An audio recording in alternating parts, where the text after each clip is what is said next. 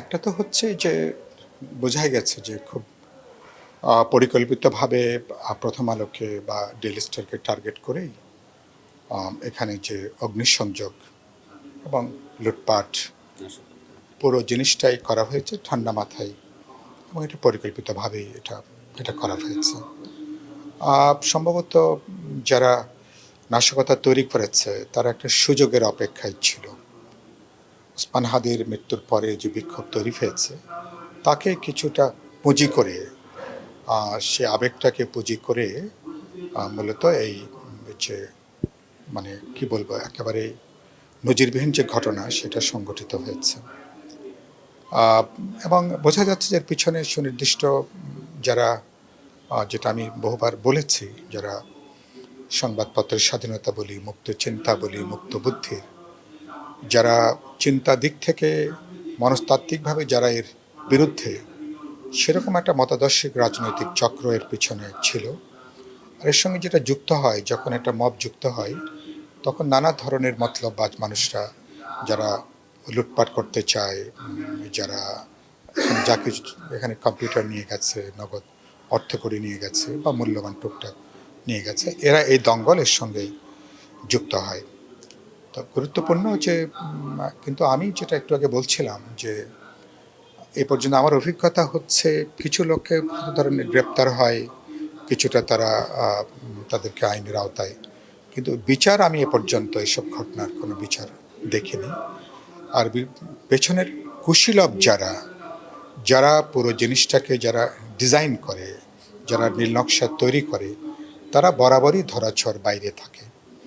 এবার আমার আশঙ্কা যে যারা আসল কুশীলব, যারা পুরো জিনিস ডিজাইন করেছে, যারা একটা সুযোগের অপেক্ষায় ছিল, তো প্রথম আলো, ডেইলি স্টার বা যারা এখানে যারা বললো মুক্ত চিন্তা মুক্ত বুদ্ধি একটা প্রগতিশীল সংস্কৃতির যারা এখানে পৃষ্ঠপোষকতা দান করে এসছেন, আমাদের মুক্তিযুদ্ধ থেকে শুরু করে সকল গণতান্ত্রিক সংগ্রামে যারা আমাদের পাশে ছিলেন, জনগণের আকুতিকে যারা ধারণ করেন, ফলে তাদের উপরে হামলা আক্রমণ এটা রাজনীতি থেকে একেবারে বিচ্ছিন্ন কোনো ঘটনা না, সিম্পলি বিচ্ছিন্ন কিছু নাশকতাকারী ঘটনা ঘটেছে, এত সহজভাবে দেখবার কোনো সুযোগ নেই।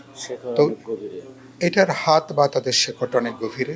তাদেরকে কিভাবে চিহ্নিত করা যাবে যারা অ্যারেস্ট হয়েছেন, তাদের জবানবন্দি অথবা যারা এর সঙ্গে যুক্ত আছেন, তো তাদেরকে যদি পরিপূর্ণ জিজ্ঞাসাবাদ করে পুরো জিনিসটা জানা যায়, এটাই সবচেয়ে গুরুত্বপূর্ণ হবে আর কি।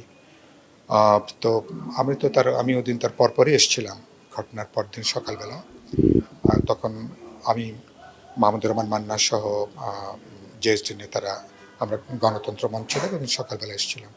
এখান থেকে পরে আমরা আবার ডেইলি স্টারও আমরা আবার গেছি। তখন তো এরকম ভয়াবহতা আমাদের দেখার কোনো সুযোগ হয়নি, তখন এটা তো মানে সিল করা ছিল।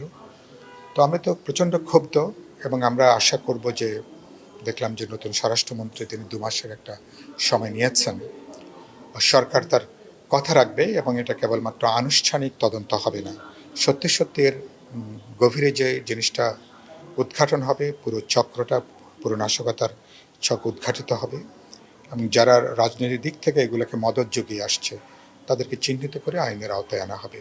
এই ধরনের পোড়া দৃশ্যগুলো দেখে আমার ভিতরে বেশ প্রতিক্রিয়া সৃষ্টি হয়েছে। বর্তমান যে সরকার আসছে, জানি না তারা এই সমস্ত মব বিষয়গুলোকে, যে আক্রমণাত্মক বিষয়গুলোকে কিভাবে সমাধান করবে। আমরা যারা সচেতন নাগরিক, আমরা চাই যে সঠিক বিচার হোক, এর তদন্ত হোক, কিন্তু বর্তমানে দেখা যাচ্ছে এটা একটা পরিকল্পিত আক্রমণ ছাড়া এটা সম্ভব না। তারা বিভিন্নভাবে তাদের এই মব সন্ত্রাসের দ্বারা একটা পরিকল্পিত এই দাহ্য পদার্থ দিয়ে আগুন ধরিয়ে যে সর্বনাশার জায়গাটা তৈরি করেছে, মনে করেছে যেভাবে ধ্বংস করলে হয়তো সেই প্রগতিকে ধ্বংস করা যাবে, সেই উন্নত চিন্তা সংস্কৃতির চর্চাটাকে নষ্ট করে দেওয়া যাবে। কিন্তু এটা কখনো বাহ্যিক কোনো কিছু ধ্বংস হলেও ভেতরের যে আলোটা, যে প্রগতির চিন্তা, যে মত প্রকাশের স্বাধীনতা, সেটাকে তো খর্ব করা যাবে না কখনোই কোনোভাবেই।